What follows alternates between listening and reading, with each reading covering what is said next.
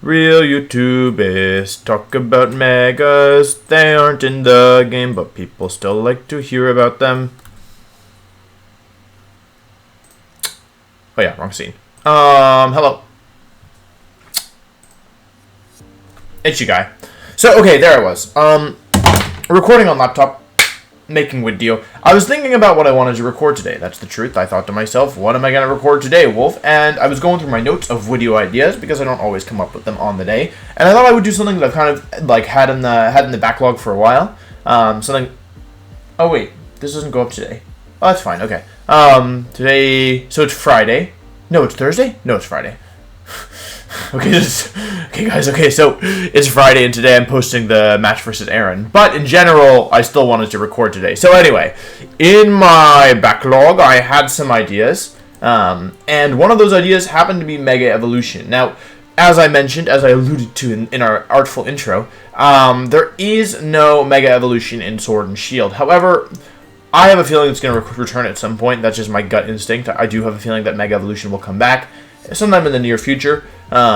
And people love Mega Evolution. Like, I personally don't like Mega Evolution very much because my perspective is from a competitive player, and the generation where Mega Evolution was introduced, it was very polarizing. There were a lot of the megas, like the metas were split into kind of viable at the very top, and anything other than the top was pretty much not super viable. And so, yeah, like for that reason, it was like, it wasn't always necessarily super fun to play. Like, Mega Evolution were kind of just in... So when we've had restricted formats, 2010, 2016, and 2019, with these big legendary Pokemon, at least in 2016 and in 2019, which are the formats that I played in, it sometimes would feel like your goal was just to protect these big pieces, kind of like in chess where you have to protect your king.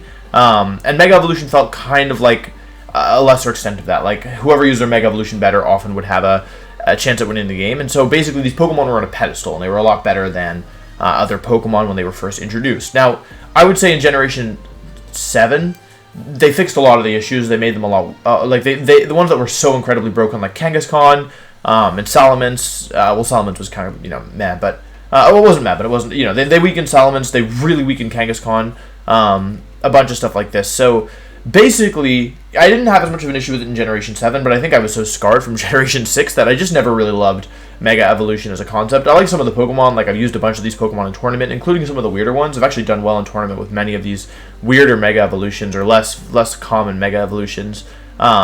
So, it's not like you had to use the best ones if you wanted to win. Like, you could maybe do it with some of the worst ones, but it was definitely a lot harder. So, anyway, that's why I don't necessarily love Mega Evolution. However, I know it's a very popular thing in the franchise and in Pokemon. I know people really love Mega Evolutions, and I understand it, honestly. Like, conceptually, it's sick. Like, it's a really cool concept. It's something that's not very similar to the rest of Pokemon. Like, Mega Evolution kind of, to me, felt like something that was outside of the franchise's normal boundaries, and outside of the normal norms that they had established. So, and like some of the designs are just so cool, right? So I totally understand why it's so popular. Like, I don't think that it shouldn't be popular or anything. I'm just saying my own experience. Anyway, with all that being said, I thought we could rank them today because number one, I was thinking about what to do, and number two, I haven't done a tier list in a while, and the people are clamoring for tier lists. They say, Wolf, we haven't seen you do a tier list in so long. That's actually not true. No one's asked for a tier list, which kind of makes me feel bad, but that's okay. Here you go anyway. Anyway, with all that being said, with the backstory out of the way, let's get started. This is a little bit too big for me. It's different on laptop, so yeah. Also, my computer is yelling. If you ever hear a fan in the background, it's always my computer. I don't record with like a fan or a radiator on. It's just my computer's decided to yell. Anyway, let's get started. So we have a bunch of tiers here. I kind of want to go out of order. This is in alphabetical order, but I think it might make more sense to start with some of the more obvious ones. Where's Kangaskhan? Come here. All right, Kangaskhan's an S tier Mega. I guess we're going to be tiering these based on Generation 7. Where Kangaskhan is no longer as broken. They cut Parental Bond in half, which is a huge deal. They also remove Power Up Punch, which is another huge deal. So Kangaskhan, when I think Mega Evolution, I think of Mega Kangaskhan primarily because in Generation 6, it was so incredibly broken. In Generation 7, it was a lot worse. We only had one kind of pure Mega format because it wasn't legal in 2017. 2018, it was legal. And then 2019, it was only legal during Ultra when there were also Pokemon like Primal Kyogre, Mega Rayquaza, Primal Groudon, Xerneas, Lunala, all these big Pokemon, so it was kind of hard to tell how Mega Evolution did in their own. Kangaskhan had a lot of success in 2019, not so much in 2018, but it was still viable. I still consider it an S tier Mega, personally. one of the best. You could maybe make a case for it being A tier. Nowadays, but I still personally think it's S. Scrappy Fake Out is really good when you don't Mega Evolve, and the Parental Bond effect is still really nice. Also, Stab Double Edge, hitting twice or breaking Focus Sashes is really good. Good coverage moves, Fighting, Dark, Normal, all that good stuff. Normal's a pretty good defensive type, and the stats are very, very strong. Yeah, the stats are really, really good in Kangaskhan. Good base speed stat. Fake Out is really good. I actually think I'm gonna make a hot take. I think that if Kangaskhan were legal in a Dynamax format, it would probably be a bit worse. So I guess how do I want to do this? Like, I'm not thinking. I think we're gonna rank these as they were in Generation 7. I think that's the fairest way of doing it, because a lot of these would change with new moves and like other metagame changes, right? Because Fake Out was very, very, very strong in Generation 7. A lot less strong now because you can always Dynamax to overwrite the flinching effect. So so I think Kangaskhan is an S tier Mega. It's very strong. One of the strongest Megas and one of the ones to win Worlds twice, both in 19 and 18, the 2 years that it was legal. Where is it? I can't find it. There it is. Okay, Salamence. This is probably the one I should have started with in S tier. These aren't ordered within the tiers, but if they were, I'd probably think Salamence has a case to be the best Mega, which is funny because in the formats where it was legal, like, it never felt overpowering, right? It never felt problematic to me, at least. It never felt like busted. It never felt so much better than everything else. Like, if you saw Salamence, you weren't like, oh my god, that's the best Mega. But I think looking back on the formats, you could probably make a case. I mean, it won Worlds twice in the 2 formats it was legal, both in 18 and in 19. And I think that's probably pretty telling. A lot of different sets. It can go physical or special. Has a lot of good moves. Tailwind, Return back then, Double Edge, Hyper Voice for spread normal, or spread flying, it gets Earthquake, gets Dragon Dance. I think I already mentioned Roost. I already mentioned Tailwind. Yeah, overall, just like phenomenal stats. Lots of good things going for it. It's a phenomenal Mega. Let's move on. I think, I'll just look through the S tiers first. I also am going to put Gengar in the S tier. This might be some of my personal bias, because I thought Gengar was incredibly strong. But being the high base speed of 130 base, the ability to trap and then poison plus ghost is really strong. There's also, like, having Shadow Tag plus Perish Song is, like, kind of ridiculous. And although Gengar kind of had, I would say it was spotty in usage, like, and in performance, like, sometimes it would do really well, sometimes it wouldn't. I did win Worlds with it, though, I guess, but that was the only time it won Worlds. Although it came pretty close in 2018. Got second at Worlds, as I recall. Overall, I think that it's a really, really strong Mega. You get Will-O-Wisp, you could run Hidden Power Water back then in restricted formats, Icy Wind. It got first and second at Worlds in 16, and it got second at Worlds in 18. So, yeah, actually, I think you make a pretty strong case for this thing being very good. It's such a cool Pokemon. It hits so hard. It's like base special attack stat. I don't know it, but I know it's insane. Like, I think I can hit up to like 200. I think it hits 222 if it's modest, and 202 otherwise, which I guess would mean just base 150. But it's just crazy strong. Very, very, very powerful Mega Evolution. I want to know. I'm not sure if I want to put anything else in the S tier. Yeah, I think that's all I'm going to put in the S tier, although we can come back to it. We're going to put Charizard Y in the A tier. A good Mega. It was pretty good in 2015. It was good in 2014. Obviously, you can't really use it in 16 or 19 because there's Primal Weather at that point. So, it doesn't really see, like, we only really have, 15, 14, 18 to look at, so we only really got 3 formats with it. Kind of a denizen of these hyper offense Sun teams. Charizard plus anything, really, you could use. There were Chlorophyll users. I'm trying to remember what people even paired it with in 2014. I honestly don't remember. Like, I remember there were teams that would have multiple Fire-type Pokemon, and you could just, like, click Fire moves. I remember it was paired with Rotom Wash, but not because of any real reason. I think. Am I crazy? I'm kind of having trouble remembering what Charizard was paired with, but, it's a very strong Pokemon. It's kind of a glass cannon. It's not the frailest Pokemon, but it's definitely not the bulkiest either. And the defensive typing isn't amazing. However, the ability to set your own sun immediately and then, fire off strong heat waves, overheats, and have access to Solar Beam is really strong. Some people ran Tailwind on their Charizard. Occasionally you'd see moves like Hidden Power Ground, Hidden Power Fighting, stuff like that for Stack Attack or Heatran. But yeah, overall, it's a really good Pokemon. Like, it was, like, I feel like the way that I want to do this is, I think S and A are, like, you'd be like, okay, like, I expect to see these. And then B and below typically are going to be, like, I don't really, like, B is kind of, like, the gray area where, like, Pokemon, like, Charizard X, which I guess we'll talk about next, goes in the B tier. But yeah, like this is one where like it won at least 2 regionals. I know Jamie Boy won a regional with it. I think I won a regional. I mean, I know that I won a regional with it. I brought it to Worlds. So like it's a Pokemon that saw some usage, but it was definitely a niche pick at the time and remains a niche pick. So yeah, let's talk about Charizard X next. Kind of Charizard wise, little brother. Even though this is the Dragon, finally Charizard gets a Dragon type. This Pokemon typically is not thought of as how do I say it? Like, it was definitely the worst of the two in common perception. It loses its flying typing, which means it's actually weak to ground. It does gain, like, it has a lot of physical defense, which is super nice. There were kind of 2 main ways to run this thing. It was either a hyper-offensive, or not a hyper-offensive, but like a powerhouse, right? With the ability of Tough Claws and the access to Flare Blitz, it would do a lot of damage with Flare Blitz. But it would also take a lot of recoil.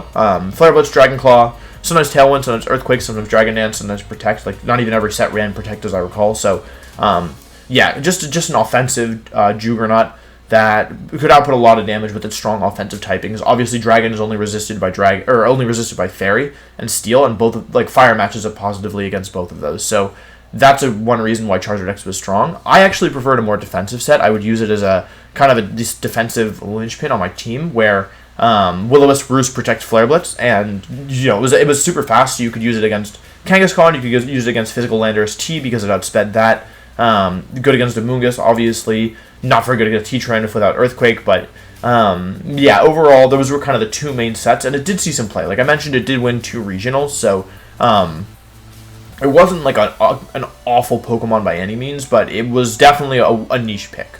Let's fill out some more of our B-tier mons. I think that could be good. Let's just do... Rayquaza is also going NS. I mean, this is a little weird because it's only being used in 2 formats, right? 16 and 19, only when Rayquaza was legal, and only in Ultra Series for 2019. 2019 was broken up into 3 parts, and only Megas were only allowed in the 3rd part. So when I say Ultra Series, that's what that means. Ultra Series VGC 2019 was like Blue Orb and Red Orb were legal as well, which they weren't legal in the earlier part of the year. But yeah, I mean, Rayquaza, there's not really much to say about it. It's insane. Like, it's actually a crazy Pokemon. Dragon Ascent is a phenomenal move. You can run it super bulky with Assault Vest because its ability takes away all flying type weaknesses on the board. They're kind of nutty, and it, you know, Cloud9 overwrites Primordial Sun and Primordial Sea, and Extreme Speed is a phenomenal priority attack, and it gets good coverage moves with Earth Power and Fire moves and ground moves, and yeah, pretty much anything you could want. It's an Icy Wind, Assault Vest, Life Orb, Choice Band, Focus Sash. All of those saw a lot of play throughout the formats that it was legal. So yeah, this is probably the best Mega Evolution on its own. Like, yeah, in restricted formats at least, but it's not really a fair comparison. Let's see, who else is going in our A tier?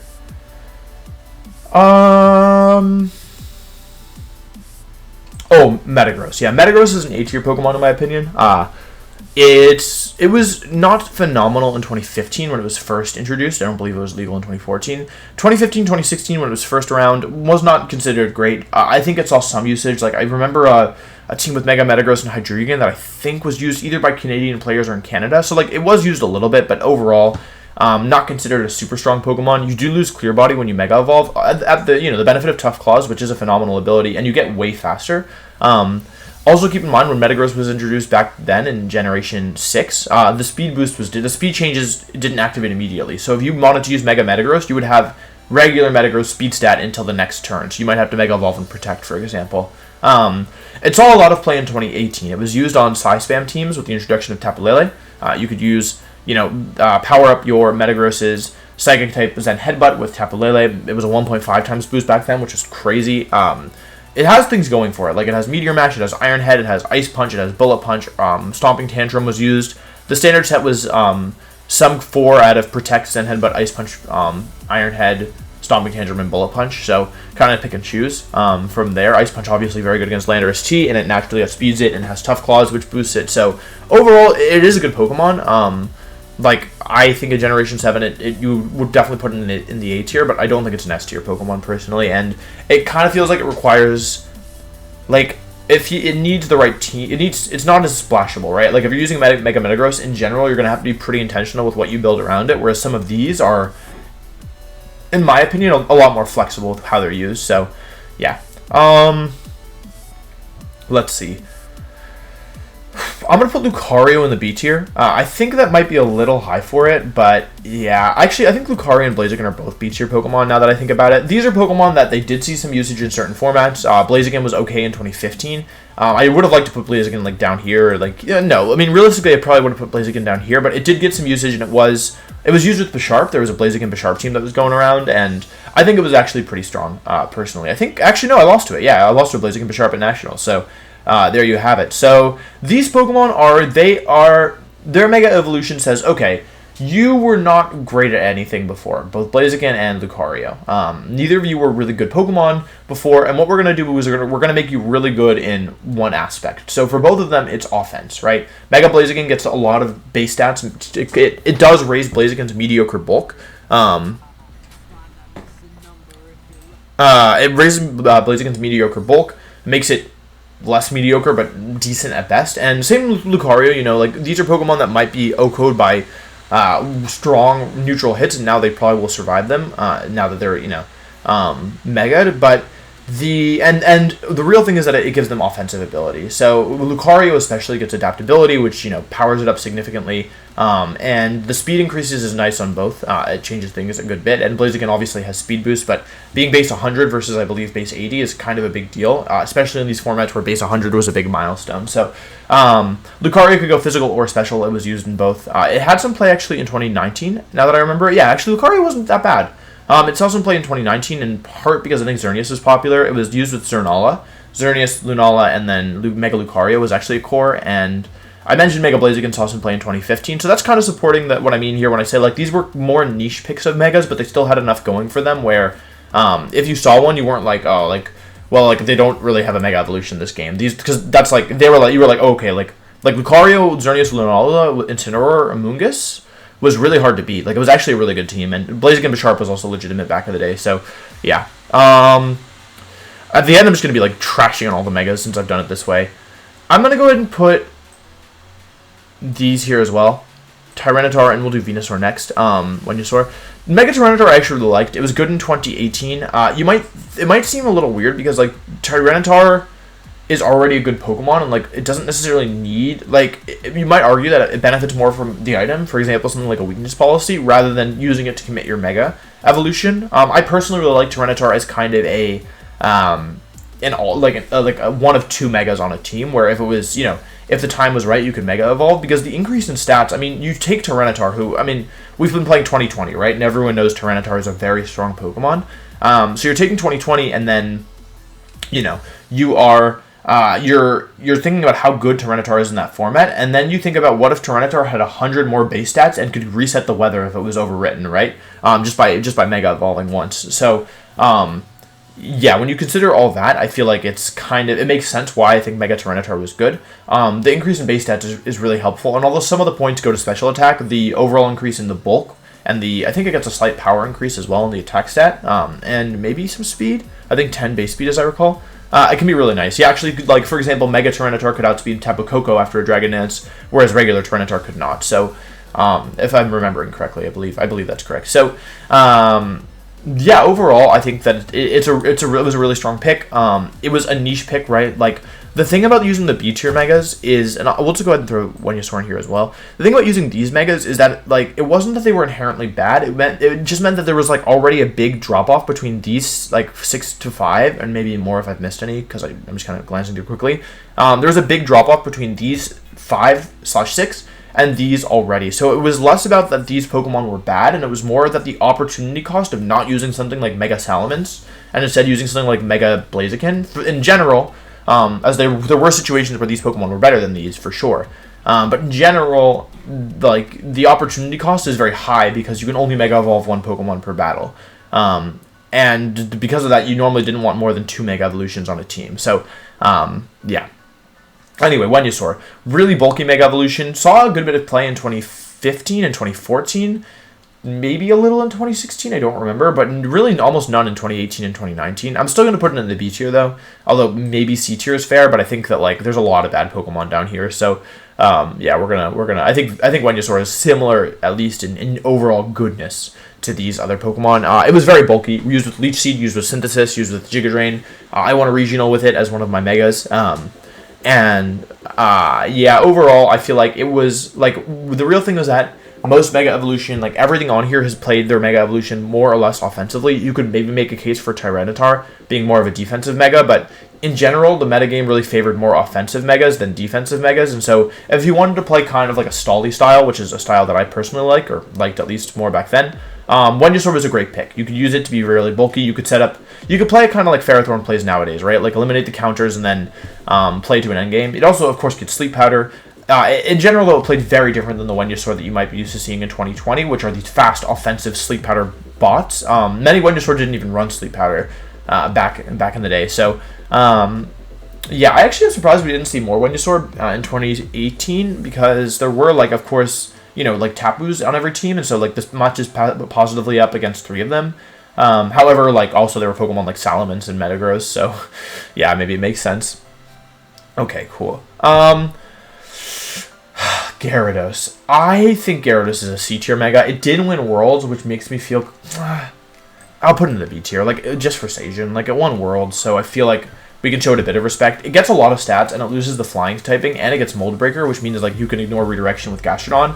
You can ignore Storm Drain specifically. Dark is also a cool typing. Yeah, actually, you know what? I think B is fair. Mold Breaker, Earthquake was really nice. You could ignore Levitate on Pokemon like Rotom. And, you know, Waterfall, Crunch, Earthquake, Dragonite, Protect. I believe you ran 4 of those at the time, but, yeah, it was definitely an interesting Pokemon. It did win the World Championships in 2014, which again was a restricted meta, but I do think we still have to respect it.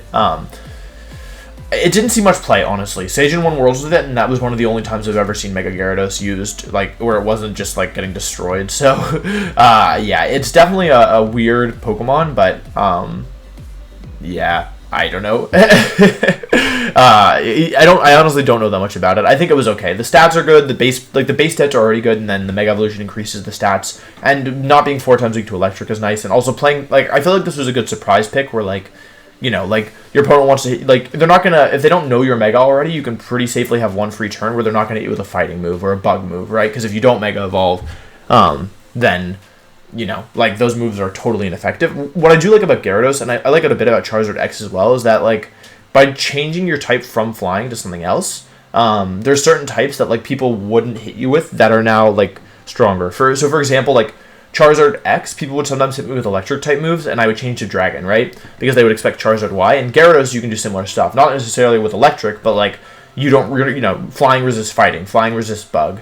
They're not gonna, you know, they're not gonna use Landorus is gonna U-turn, or is gonna be more likely to Rock Slide you, or to Rock Slide you than to use U-turn or Earthquake or Superpower into your Gyarados, because again, you don't always you're not forced to Mega Evolve turn 1 or anything. So oftentimes choosing when to Mega, especially on a Pokemon like Gyarados, which keeps Intimidate, and Intimidate was actually used back then, before it Mega Evolves. Yeah, it definitely created some interesting dynamics. It's definitely taken longer than I expected. When did I get zoomed in? What did you do? Why am I zoomed in? Have I been zoomed? How long have I been zoomed in for? Hello? Okay, well, the camera's gonna have some weird things on it for. Hello? What's going on? Hello? Has it been doing that the whole time? Please? Don't do it again? I'm not touching anything, so that means that it should be fine? Okay, I'll keep checking, because I'm sorry about that. I don't know what's happening. I guess I was inspired by the eye portrait behind me. Anyway, let's move on. Okay, cool. Where do we go next? Because this is where things start to get hard. Let's talk about some C-tier Pokemon. I'm going to put Banette in the C-tier. I did win a regional with it. I think it was an okay Mega Evolution. Banette is known for having, like, a ridiculous attack stat once Mega Evolving, and I didn't use a single offensive move. The moveset was Will-O-Wisp, Protect, Disable, and Pain Split. So, yeah, but I think that even though I won a regional with it, it wasn't, like, super good. It was mostly a surprise factor thing and maybe some good matchups as well. Yeah, a Pokemon that was a real letdown, honestly. Prankster's a great ability, but yeah, I mean, using Mega Banette compared to, like, Mega Gengar or Mega Metagross or even these B-tier Pokemon, it's a huge drop-off already. So, yeah. Mega Gardevoir actually is also B-tier. That's fair. I miss Mega Gardevoir. Mega Gardevoir is a B-tier Pokemon. Not phenomenal. I would say of the B-tier Pokemon, I would put Mega Gardevoir is the closest to the A-tier, in my opinion. It was actually pretty good. Like, if we were talking about Generation 6 before the Pixelate nerf, I probably would have put it in the A-tier.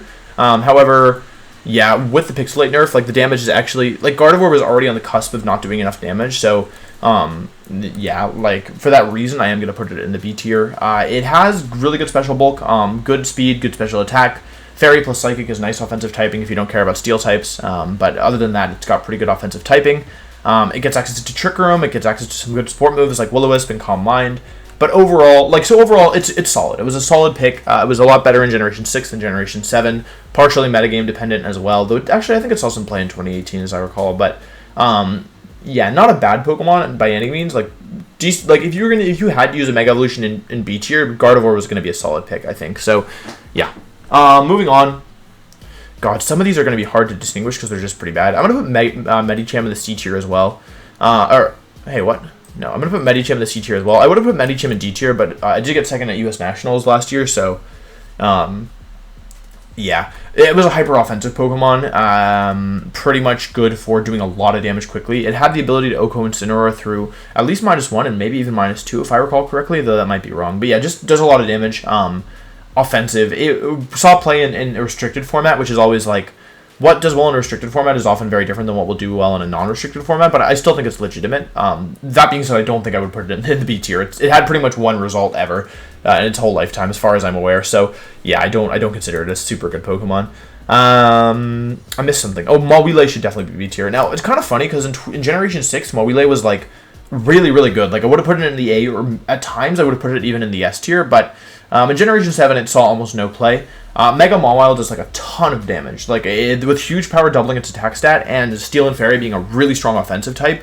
Like the damage output is pretty significant, in my opinion. Well, not in my opinion, it's just kind of a fact. And so it was used a lot in Generation 6. It actually became one of the predominant Mega Evolutions in 2014 Worlds because that was a year that had been so dominated by Kangaskhan, and at the time, Mawile was one of the Pokemon that matched up the best against Kangaskhan. And so the story of 2014 Worlds was kind of this, like, everyone was using Kangaskhan, and then I believe Marcus was the best placing Kangaskhan player, and his finish was top 16, which is obviously very, very good, but for a whole format that was dominated by Kangaskhan, you would have expected maybe Kangaskhan in general to do better. So, though Mawile wasn't the only Mega, obviously, at Worlds, first place was Gyarados, second place was Lucario, Charizard Y, stuff like that. Yeah, Mawile really, really kind of took that tournament by storm in general. There was a lot of Gothitelle Mawile popping up, so, yeah, a cool Pokemon. I really liked Mawile, and I was personally kind of sad that it wasn't very good in Generation 7, but yeah. Okay, what are the other C-tier Megas? I'm going to put Swampert in here. I think Swampert is a Pokemon that always had a lot of potential, but just wasn't very good. Although, like, Swift Swim, like, on its own, like, if your opponent didn't have a Mega Evolution, this Pokemon would be great. Again, the opportunity cost is pretty significant, and, like, a physical attacker, Swampert is primarily, Mega Swampert was physical, so a physical attacker, and Rain, like, that kind of needs Rain to be up to be good. People were building around it, like, it would do okay sometimes. It wasn't an awful Pokemon, but it certainly wasn't very good.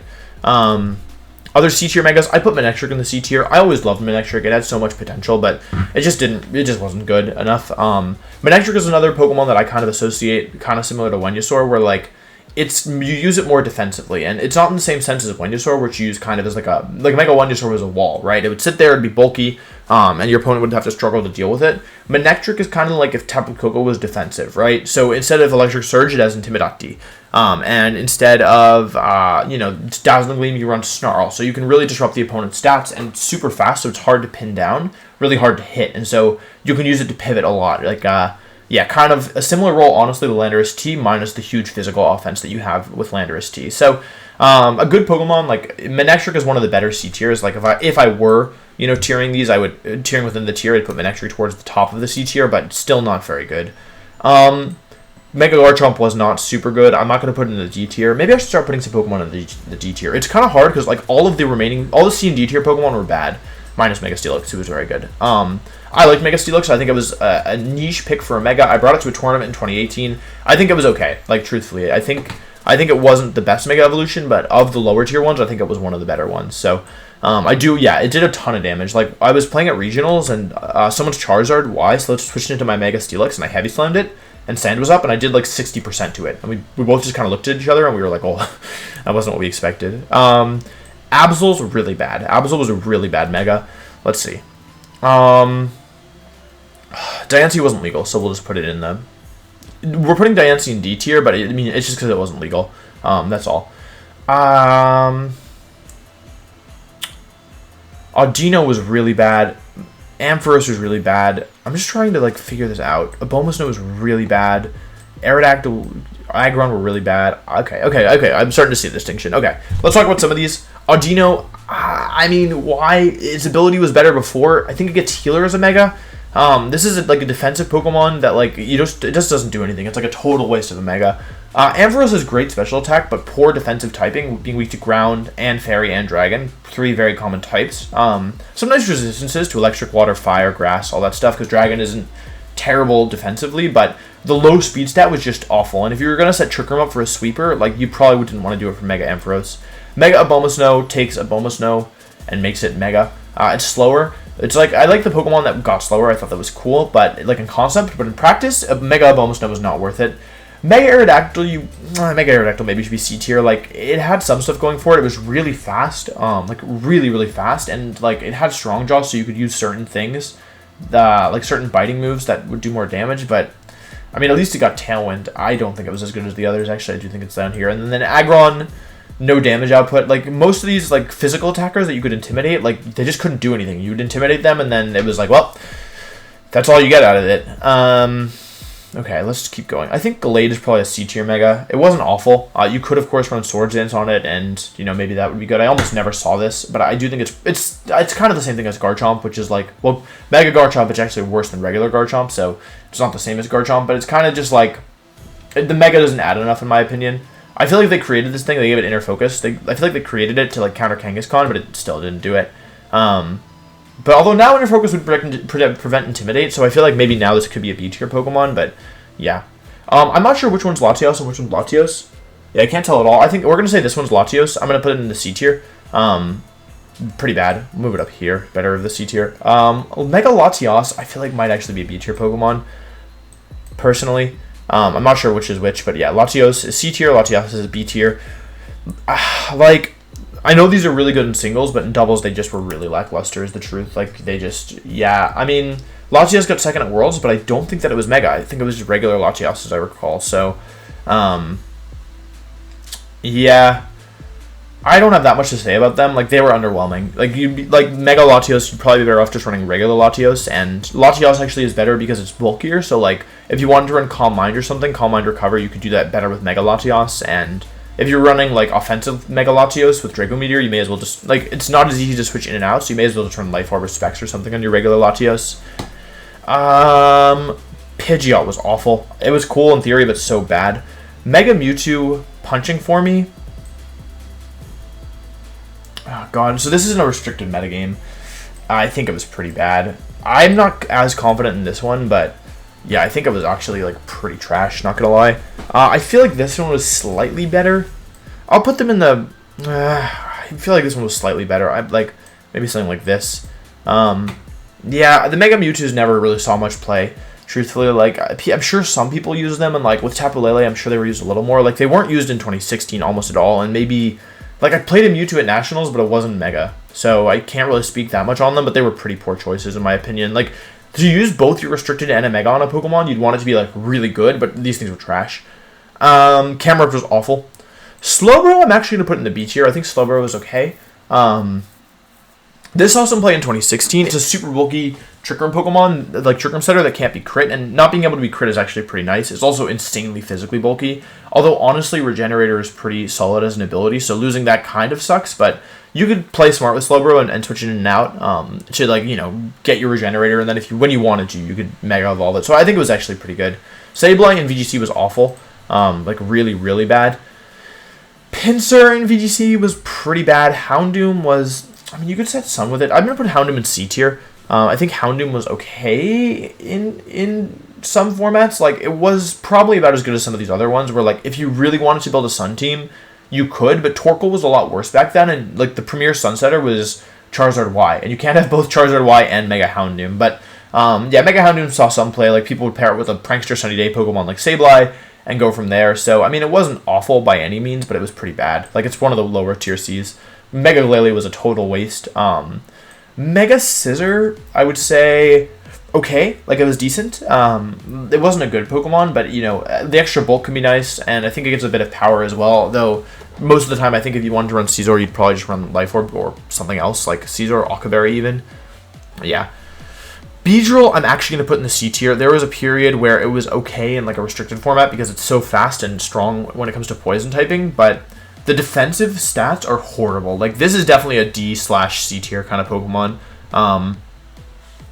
Yeah. So, yeah, definitely not... I would not classify this as very good. Like, it's low C, high D is probably where I'd put it. But, yeah, it at least was super fast, could outspeed Tapu Koko and Oko with Poison Jab, but it's so frail. I feel like it gets KO'd by, like, Choice Band Rayquaza Extreme Speed as a Mega Evolution, which is not something that should be happening to your Mega Evolution. Like, you shouldn't be getting OHKO'd by a non-stab Extreme Speed. Alakazam was really bad. This was kind of like the bait. Like, when I thought Alakazam, I would put it as, like, bait for singles players who, like, thought that Alakazam was really strong in doubles. It was not good. Altaria, it had so much going for it, but it was so bad. Like, Pixelate's a good ability, Dragon Fairy is a really cool typing, Cloud9 is a good base ability. It's a D-tier Pokemon. Like, it didn't see any usage. You could use Tailwind. I know this is another one that was good in singles, but it was not good at all in doubles. Blastoise, however, is actually okay. I wouldn't put it in the B tier, but I would definitely put it in the C tier. Yeah, Mega Blastoise had some potential. This is one of the better C-tier Mega Evolutions, in my opinion. You could use Fake Out. It gets Water Spout. The Mega ability, the Mega Launcher, is pretty strong overall. And so, like, being able to launch powerful Aura Spheres and Dark Pulse as if they had Stab. Again, I've been scrolling down, but, like, to use this over something like Kangaskhan or Gengar or Salamence, it should be pretty obvious why Blastoise, like, didn't see much usage. But if you had to use a lower-tier Mega, Blastoise wasn't the worst one to pick. Heracross, although very cool, not good at all in doubles. I don't know if I ever saw it, like, win a game, truthfully. It got, like, its ability Skill Link is cool, but in a format with Intimidate, like, and these formats were very heavy in Intimidate. You know, you think about how do these Pokemon deal in a format with Landorus T, right? Heracross is one that's going to suffer a lot because what's it going to do versus Landorus T? So, yeah. I'm actually going to put Lopunny maybe higher than some people expect. I'm going to put it in the B tier. It was actually not a bad Pokemon. It hits pretty hard. It was always like Scrappy's a great ability, being able to Scrappy Fake Out. Scrappy High Jump Kick Aegislash was big. I played this at regionals, at nationals in Europe, and US or Berlin Internationals. In a restricted format, it was pretty good. I played it at nationals in 2015. It was pretty good there. So, kind of a hybrid support and offensive Pokemon, depending on what you wanted to do with it. But it was very fast and could hit really hard as well. So, overall, not a terrible Pokemon. Sceptile, really cool in theory, but just so bad. Like, Lightning Rod is always tempting in VGC, because you can always, like, do a fast Lightning Rod user and then pair it with your Lightning Rod Pokemon and just, like, boost your special attack every turn. But really underwhelming overall, I would say. Really not very good. And then, last but not least, we have Sharpedo. This is obviously a lower tier Pokemon. I think it's a D tier Pokemon. That's the truth. Like, yeah, I mean, I know it was good in singles, and like I know like the idea of like speed boost into like Dynamax or Mega Evolve and then launch your powerful strong jaw attacks is cool. But again, it gets intimidated, and then the damage output is just not there anymore, and that's like really kind of the nail in the coffin for Sharpedo. If it gets intimidated, like it's not going to be doing enough damage, and the bulk is so poor that like it's not like a Pokemon that can stick around for multiple attacks, right? Like you probably take 2 neutral attacks with this thing and then faint. And Water Dark isn't phenomenal defensive typing, weak to Electric, Grass, Fighting, Bug, and especially Fairy. Especially that this thing, Fairy was a huge thing in Generation 7 thanks to the 4 Tapus, with almost every team having one of them. So yeah, but yeah, that's the tier list. You can and maybe this kind of explains why I'm not the biggest fan of Mega Evolution. These 5 Mega Evolutions plus Rayquaza, and like these were the Mega Evolutions, right? And although in some formats like Mawile was bigger, like these were already these were already the niche picks, and then you see how many of them were just kind of like more or less totally unviable.